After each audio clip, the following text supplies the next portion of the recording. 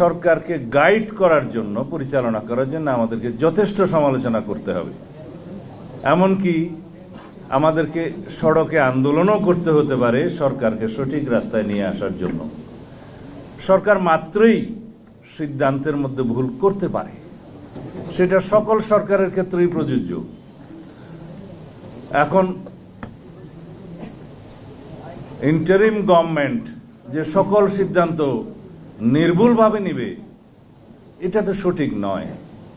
ভুল তাদেরও হতে পারে, কিন্তু সেটা সঠিকভাবে পরিচালনা করার দায়িত্ব এদেশের সাংবাদিক সমাজের যেমন আছে, রাজনৈতিক গণতান্ত্রিক শক্তিগুলোরও, সামাজিক শক্তিগুলোরও তেমন ভূমিকা আছে।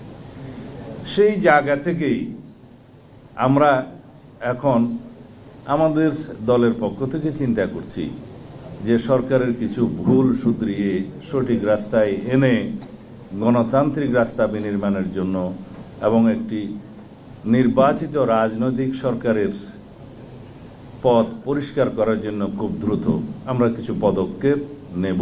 সেটাকে আপনারা সরকার আন্দোলনও বলতে পারেন, সমালোচনাও বলতে পারেন।